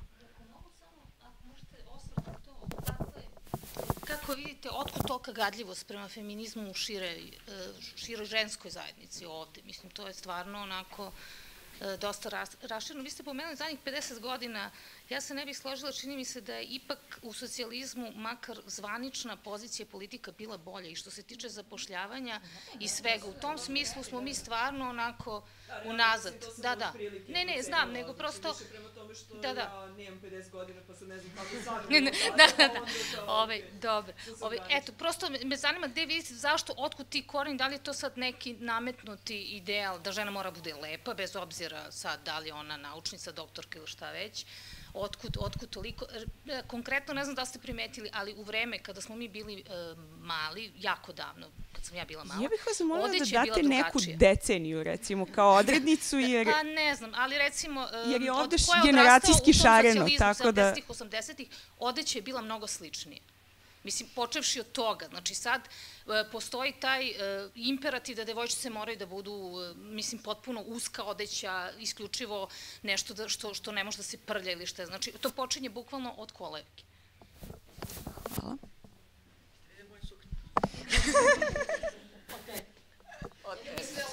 To smo se... Inače, u svom poslu nismo ovakve, ali za večera smo se sredile za vas, tako da, molim vas. Pa ja bih mogla da kažem par reči, ali sigurno sam da će se sve uključiti po pitanju gadljivosti prema feminizmu i gde je negde tu ta dominantna ideja jedne isfrustrirane, besne, ružne, muško-mrzačke žene, koja zapravo uopšte nije nova, jer kako vidimo iz istorijske perspektive svaki put kada žene pokušavaju da se njihov glas čuje, da dignu svoj glas, kada dakle zadrmaju postojeće pozicije moći, taj narativ o isfrustriranoj, ružnoj i groznoj ženi iskače. Mislim, ako vidite recimo one postere protiv sifražetkinja u 19. veku, u ranom 20. veku, gde su one totalne karakondžula, onako koje, pa ne znam, rogovi, papci, pa je onaj čuveni mim, žene koje su feministkinje, postaće lezbejke, pojesti svoju decu, odati se alkoholizmu i prevariti svoje muževe, ili kako već, sad sam malo parafrazirala. U svakom slučaju totalne veštice, ali to je de facto sve u vezi sa strukturama moći i koliko oni na pozicijama moći želi da ih dele. Jer to je vrlo zastrašujuća stvar, deliti moć koju ste stekli. Sa druge strane, šta žene privlači da se ne deklarišu kao feministkinje ili da to eksplicitno nekako odbijaju od sebe, je upravo način da one budu prihvaćene, da one bolje budu inkorporirane u takve postojeće rodne uloge. Međutim, ja ono što razgovaram sa ženama, s mojim prijateljicama, članicama moje porodice, koje se ne deklarišu tako ili čak aktivno to odbijaju, na primjer, ja često pomenem neke feministkinje bi, na primjer, rekle, pa šta više da objašnjamo šta je feminizam? Dokle ćemo mi da se pravdamo da mi ne mrzimo muškarce? Ja mislim da, ne pravdanje, ali mislim da mora da se govori o tome. Ako treba po 1000 puta, dakle, ne mrzimo muškarce, mrzimo patrijarhat, koji je poguban za sve. Rigidne rodne uloge su pogubne za sve. A ono što sam pomenula, što kažem mojim prijateljicama, na primjer, u slučaju što je Miljana pomenula svoje koleginice i njenog Instagram posta, samim tim što ona ume da napiše taj post, što ona ima novca da kupi telefon, što ona može da posjeduje privatnu svojinu, nije nešto što je palo sa neba. Dakle, ako ne želite da budete u prvim borbenim redovima i aktivno uključene u borbi, to zaista je svačiji individualni izbor. Ali razumite istorijski kontekst u kome su vaša prava došla, da su vaša prava osvojena u nekom momentu, vaša prava nisu Bogom dana. Dakle, i da je to zapravo jedan vrlo skorašnji istorijski moment je ono što mislim da treba da prodrma ljude. Tako da ja bih sam sa ovime nekako pokrenula, ali verovatno još komentara će biti po pitanju feminizma. Ostale smo dužne za muškarce ili da otvorimo dok traži... Ja bih samo nešto da dodam, ja nisam iz ovih društvenih nauka, tako da u nekom teorijskom okviru ne znam ništa o feminizmu i o svemu tome, ali ono o čemu mogu da pričam, svakako moje lično nekakvo mišljenje i tiče se malo i tih muškaraca i tiče se odnosa prema samoj reči. Moj doživljaj, znači potpuno ličan. Meni se nekako čini da sad, da li zbog toga što, zbog te priče da su oni koji su na poziciji moći ogadili taj termin opštoj populaciji ili zbog toga što možda neki deo ženskih osoba koje sebe nazivaju feministkinjama imaju preradikalne ili kako god metode, pa je to uzrok, ko će ga znati. U svakom slučaju mislim da nekako ne mogu lepo da se izrazim, ali šta hoću da kažem. Moje je lično mišljenje da kada god sam bila u situaciji da razgovaram bilo sa muškarcima ili ženama koji imaju negativan stav prema reči, prema terminu, koji to kad čuju za nekog ili negde piše u nekim novinama ili neki naslov ili neko nije ni bitno i koji su u fazonu ma ili nešto slično, ako sam ušla u razgovor, uglavnom smo došli, ponovit ću, u razgovor koji se tiče mog normalnog života, ja ne znam ništa ni o kakvim, ja sam iz prirodnih nauka, ali ako smo ušli u razgovor o tome šta ja doživljavam kao feminizam i zašto ja mislim da treba da postoji, odnosno zašto ja mislim da postoji neravnopravnost polova, i ako sam ukazala na vrlo konkretne, proste primere iz svakodnevnog života i žene, podjednako kao i muškarci, s muškarcima je to uvek vrlo interesantno, zato što moje lično iskustvo kaže da oni to, ovi neki normalni, kako da kažemo, ljudi, to toliko ne vide, jer nisu imali, nisu ni sa kim o tome normalno, kako da objasnim, normalno razgovarali. Da, čuli su neke, to videli grozne naslove po novinama ili videli neke za njih agresivne osobe na televiziji i u fazonu su šta vi bre žene hoćete. Ali kada bilo koju, ja bar mislim, razumnu osobu, ponovo bez obzira na pol, jer to je valjda ideja, nije bitan pol ako govorimo o razumu, jel? To potpuno ne ulazi u jednačinu.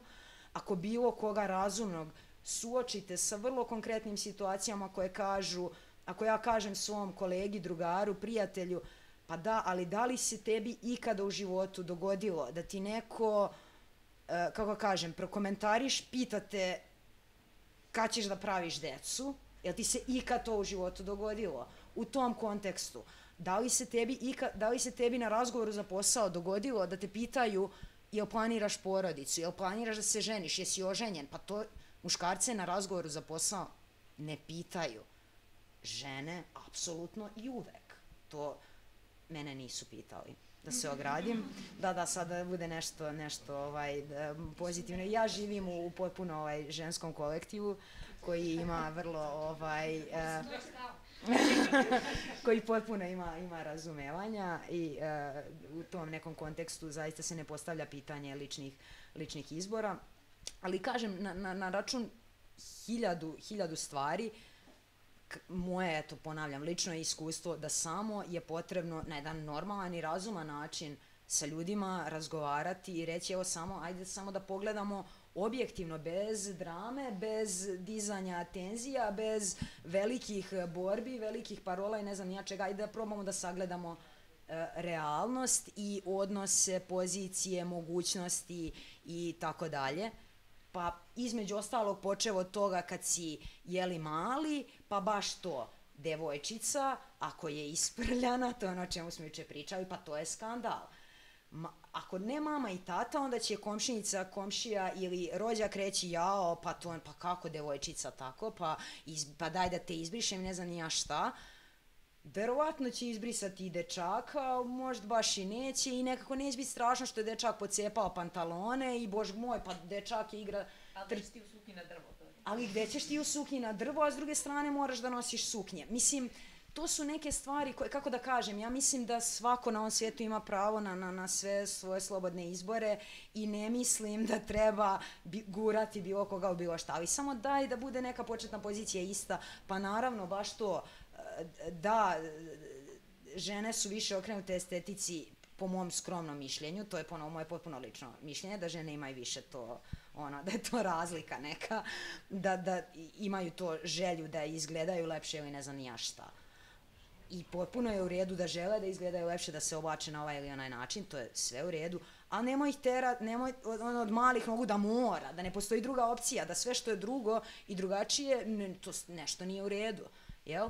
Ne dajte ljudi za bebe roze i plavo, pa stvarno, ja si sad malo, ali mene to stvarno uznemirava, nije u redu. Samo da postoji izbor. Kao što ja isto tako ne razumem zašto momci ne mogu da nose roze, pa lepo, često im vrlo lepo stoji. Pa ne ozbiljno. Ako ti nije problem, samo da čujemo pitanje, pa ćemo onda nastaviti. Dobro, pitanje bi bilo više kao komentar, znači... Nije zbog razglasa. Ovako, htela bih da kažem da sam ja sticajem okolnosti bila vezana, znači, za pravni fakultet, za magistraturu prava, kasnije kroz posao i za praksu u pravnoj nauci, za sud, za advokaturu i za univerzitet. I da imam jako puno veze sa naukom i sa, znači, naučnim procesima i sa samim poslom, znači, za rad sa studentima na univerzitetu, kako privatnom na Singidunumu, tako i na državnom pravnom fakultetu.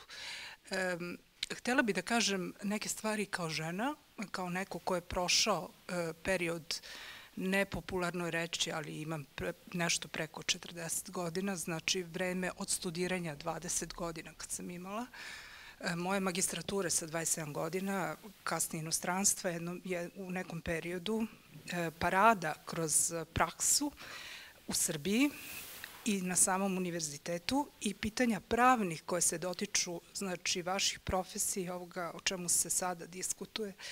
Znači, pre svega su pravna pitanja u opsegu, znači, manje više konkretna stručna znanja svake od vas, znači, procesa kroz kojih je ona prolazila. Znači, želim da kažem da sam ja studirala punim plućima, imala visok prosek, znači... Ja se izvinjam, ja ću samo zamoliti da skratite... Dobro, htjela bih da kažem da mi je pitanje, znači, položaja pre svega žena u nauci, znači, da dotiče pitanja, znači, pravnog aspekta, znači, i statusa žena u našem samom društvu i da je vezano direktno za politiku i političke procese, znači, našeg samoga društva. I što se nauke tiče, da je povezano sa pitanjem finansiranja u nauci, znači, i sa ekonomskim položajem, znači, žene i muškaraca dominantno, znači, kroz samu nauku i kroz samu praksu, znači, samoga posla. To o čemu se govori po pitanju zapošljavanja, znači, jesu radnopravni statusi, znači, samih i žena i muškaraca i prakse naše sredine, znači. Mislim da je potrebno, znači, društvo koje će biti daleko ekonomski, znači, solidnije i politički korektnije, u smislu jačeg položaja, znači, ženskih prava, u smislu ljudskih prava uopšte, da bi se izjednačio status.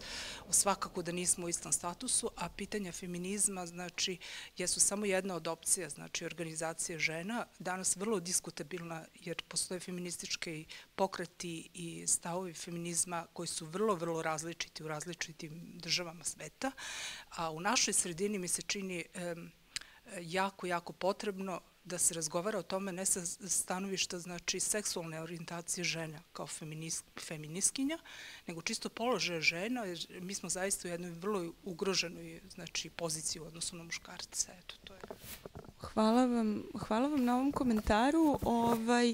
Ja bih se s jedne strane osvrnula, dakle, kada govorimo, evo, recimo, ja sam feministkinja i kada govorimo o feminističkom pokretu u Srbiji danas, govorimo svakako o ženama svih seksualnih orijentacija, dakle nismo ni jednog momenta niti izostavljale, niti je to s druge strane jedina tema. Kada je reč o pravnim, odnosno političkim i ekonomskim odnosima, naš neki predlog, ako želi neka od vas da prokomentariše, ja sam tu pomalo u nezavidnoj poziciji, pošto nisam vezana za način na koji naša država trenutno finansira naučne istraživanja. Moje polje je vezano za nešto drugo jer radim u nevladinoj organizaciji.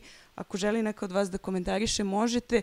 Naš neki dogovor za današnji razgovor i ideja nam je bila pre svega da govorimo o ovim pitanjima, na koji način može da se radi sa dečacima i devojčicama u različitim periodima u detinjstvu, kao i kroz obrazovni sistem, pre svega zato što je finansiranje nauke kod nas danas jedna druga, veoma široka tema sa kojom bismo ostale večeras satima, a dok bismo stigle do toga na koji način to ima posledice i po rodnu ravnopravnost. S druge strane, dali ste mi šlagvort i na ovo pitanje šta kažu muškarci. Između ostalog, muškarci koji donose zakone već godinama odlažu zakon o rodnoj ravnopravnosti, tako da mislim da su time, recimo, dosta toga rekli. Odlažu da donesu jedan od najvažnijih zakona koji bi u ovom polju doneli ipak neka poboljšanja.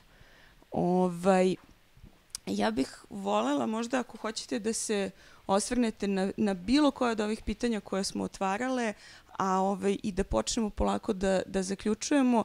Moj neki poziv bi bio da popričamo samo za kraj o tome šta su neki vaši predlozi. S jedne strane, šta je neka stvar koju biste predlagale devojkama u srednjoj školi ili na fakultetu koje žele da budu inženjerke, arheološkinje, programerke, slikarke ili umetnice, doktorke, naučnice koje će tražiti najrazličitije lekove ili možda ulaze u ovo polje antropologije. Pa prosto svaka od vas kako imate inspiraciju. Ja sam htjela da se nadovežem na ono što je Anđelka rekla, kao kroz neki normalan razgovor. Ali, na primjer, ja sad imam nekog druga koji smatra da sve to što ja pričam na ovu temu je glupost, ali ja sam njemu objasnila to i on sad poštuje mene i moje mišljenje. I razume ga. Ali samo u mom slučaju. Znači, sad je on normalan dečko, pametan, sve to okej, ne slaže se sa mnom, on će mene da ispoštuje, reći ja sam ne nužno ja, ali karijeristkinja i sad ja, i on to okej, ja ću da imam decu, kako on to vidi, posle 30, ali to je okej. I sad, imam dečka i on će to shvatiti, to je okej, ali on ima devojku i on to za svojom devojkom ne konta kao način razmišljanja. On ne podrazumeva takav način razmišljanja za svoju devojku, ali mene tu stavi u neku kuticu i kao to je okej. Tako da, to je već očigledno neko oformljeno mišljenje koje se sad ne da tako lako ili ne da se uopšte lako promeniti, pa bi onda moj zaključak bio to zato što i Nađa je sad predložila, jer ja sad kao neko sa tehničkog fakulteta, sad smo imali te neke društvene predmete, ono sociologije, šta ja znam, i nama je sve to bilo jako veliko smaranje, i jer bi naravno bilo to jedno predavanje o feminizmu koje je isto bilo smaranje, i sad sam ja zaključila kao, ma što bi ko to slušao sad. Znači, moje mišljenje sam oformila u nekom trenutku svog obrazovanja i meni sad ne mora to neko kroz 45 minuta priča, a ja žurim na vežbe od 5 sati u laboratoriji, jel te kao, stvarno, mi se to sad ne sluša. Tako da bi moj zaključak bio okej, i pored toga je možda mnogo bitnije to dosta ranije raditi, i to ne samo u okvirima obrazovanja, već taj dečko, taj moj drug, jel te, on je to svoje mišljenje pokupio svoje porodice, nije nužno pokupio, mislim, pored sad medija, novina, šta ja znam. Znači, s jedne strane kao to obrazovanje na nekom jako niskom nivou, jer se tad dotiče i vaspitanje, koje mora biti mnogo opširnije, a ne kao, super, sad si ti moja drugarica pa ću te razumem, ali kao svaki ostali slučaj je potpuno drugačiji. Dalje.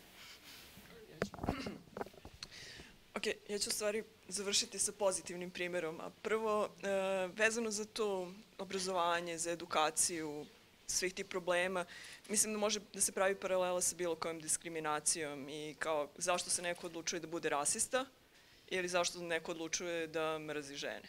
Znači, isti su korini, isti je način rešavanja. A pozitivan je taj, imam kolegu na fakultetu koji ne propusti priliku kad god je neko pitanje žensko da kaže ja sam feministkinja i da brani žene. Dakle, to je jedan pozitivan primer. A moja drugarica Kristina je sinoć bila kod mene, imali smo 4 drugara i pitali su kakav je panel, o čemu se radi i onda su sat vremena diskutovali s vrlo pozitivnog aspekta o svim problemima koji postoje u razlici, u platama, u položaju žena, koliko ima žena na fakultetima i tako dalje. Tako da mislim da... Razumeju, možda nisu došli, ali razumeju. Da, ne imali su svoje obaveze, pošto su oni ipak... Razumete i vi. Da. Ne, mislim, nismo ih terali da dolaze, tako da sve okej. Hoćeš ti izaći? Ja opet. Svidelo mi se. Neću sad dugo, stvarno, obećavam. Ja samo, šta bih ja zaključila, ja nemam pojma kako se ti problemi rešavaju, niti bilo šta slično, čini mi se da je prekompleksno za moje skromno poimanje sveta i života. Ali ako je ideja da nešto poručimo nekim devojčicama, meni se čini da je to jedina dobra poruka, ma sve možete, ma sve može, jeste. Put će da bude teži, da se to baš, nije isto, ali sve može. Hoćeš na Marsu sutra da budeš prva žena koja je kročila na Mars, ma možeš, ma samo guraj. To je ideja, da budem nekako, da budemo podrška. Kao i dečacima, naravno, kao svakom, ali za devojčice samo u tom smislu da nemaju doživlje da nešto ne mogu, jer to možda nije baš za njih. Sve može. Samo uz dovoljno truda, rada, posvećenosti i podrške, jel? Samo da budemo, svi nekako tu podržimo, malo i gurnemo i onda super, oni lete. To je. Ja bih poručila devojčicama naročito da to što nemate podršku iz kuće ne treba da vas saplete. I da je mnogo lakše kad imate podršku, ali da ako vam je podrška uskraćena nije ni to strašno, naći ćete negde na svom putu. Znači, naći ćete nekoga ko će vas podržati, naći ćete nekoga ko će vam dati lopovski kad bude trebalo i ne treba prosto da sumnjate u sebe, ne treba da mislite da nešto ne možete zato što ste devojčice, zato što je to potpuno retardirano. Mislim, prosto ne smete da dozvolite sebi da zapadate u tu vrstu načina razmišljanja, ali i upravo to da ne fermate šta drugi ljudi misle. I to je ono gde je strašno i to je ono gde u stvari problemi nastaju, jer vi možete i da ne želite da mislite i da se osvrćete na to što drugi ljudi misle, ali je poenta i zato je problem biti devojčica, mislim, zato je problem, zato nisu stvari jednake, zato prilike nisu jednake, zato što devojčice neće dobiti podršku. I tu je u stvari ono gde se saplićemo, tu je ono gde je procep, gde je rupa, i tu rupu moramo nekako popuniti. Da li ćemo je popuniti tako što ćemo uvrstiti priču ne samo o feminizmu, nego uopšte o tome, to čak ne mora ni da bude tako, mada bih ja volela da bude tako formulisano, ali prosto uvrstiti priču na kraju krajeva, o naučnicama, da staviti fotografije naučnica u nekakve udžbenike prirodnih nauka, mislim, u srednjim školama, poskidati bradate muškarce iz udžbenika za filozofiju i staviti nekoga ko je nešto pametno rekao u poslednjih 50 možda godina, ne samo pričati o ljudima koji su živjeli 500 godina pre nove ere i mrzeli žene. Dakle, prosto na neki način pokazati i nekakvim zdravim primerima, nekakvim lepim primerima devojčicama da mogu da budu šta god žele. A ne samo pričati pa možete same, pa nije problem u individualnom karakteru, problem u sistemu, problemi su strukturne prirode, nisu devojčice manje u nauci zato što nisu manje u nauci zato što nisu predisponirane za nauku ili, ne znam, za inženjerstvo, nego su manje u nauci zato što je sistem tako nahiran i zato što im sistem govori da ne mogu da budu. I o tome se radi. Dakle, nije stvar biti samo prodorna i samo se držati i verovati u sebe, naravno, i to je važno. Ali prosto, važno je skrenuti pažnju, važno je prosto rasformirati te sisteme i strukture opresije koje im govore da ne mogu da budu ono što žele da budu. I tu je u stvari možda i negde uloga nas koje smo sada zapravo u nauci ili u bilo kojim drugim oblastima, u industriji, ovamo, onamo. Dakle, na mestima nekakvim, na nekakvim radnim mestima gde ćemo možda odlučivati o takvim stvarima. I to stvari možemo menjati tako što ćemo menjati, ne znam, politike zapošljavanja, različite vrste praksi koje se dešavaju u našim firmama, na našim radnim mestima. Dakle, prosto nije problem u devojčicama, problem u sistemu i moramo taj sistem nekako da razmontiramo ili bar da ga prokažemo za feleričan kakav jeste. Eto, to je hvala. Da li imamo još neko? Važi. U tom smislu ja bih se prosto zahvalila divnoj publici na aktivnoj diskusiji, sagovornicama, posebno na ovim porukama na kraju koje mislim da su jako, jako važne i Centru za promociju nauke i Mađarskom kulturnom centru, ako se tako zove. Hvala vam mnogo na gostoprimstvu. Ja bih vas pozvala, čini mi se da je verovatno ostalo još vina, da nastavimo neformalni razgovor. I Jelena će da zatvori, izvinjavam se, majstorica ceremonije. Mnogo ti hvala. Željela sam da kažem da na nekim rješenjima Centar za promociju nauke na svu sreću već radi.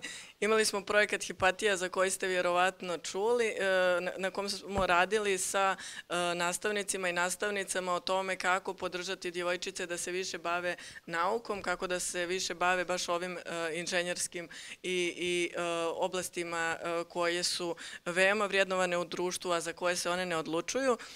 Već 22. i 23. februara imamo i Scientix konferenciju. Scientix je još jedan projekat na kome radimo, a koji se tiče naše međunarodne saradnje i upravo na polju STEM koje smo već pominjali, tako da vas pozivamo i ta konferencija je otvorena, možete nam se pridružiti, možete na našem sajtu pronaći informacije o svim razgovorima koje ćemo tamo imati. Vjerujem da će se neki ovakvi razgovori i tamo pokrenuti i nadam se zapravo tome i nadam se da vidim vaša lica i da nastavimo ovu diskusiju. Možda nismo rekli toliko novih stvari, ali mislim da je bilo predragocjeno da smo podijelile to jedne sa drugima i da smo se pogledali i vidjeli tu zajednicu koja misli i osjeća na sličan način. Mislim da smo rekli predivne stvari o kontekstima u kojima ove žene rade i koje su u tome uspjele.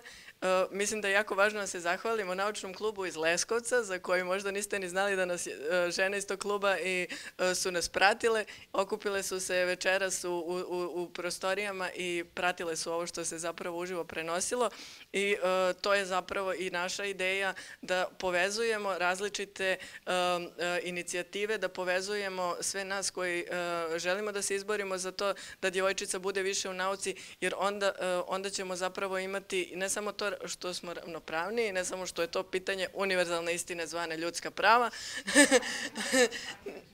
da, nego ćemo zapravo imati i ovu radost kvarenja. Tako da želim vam svima da odete nešto pokvariti i podstaknete neke djevojčice na to. Hvala vam.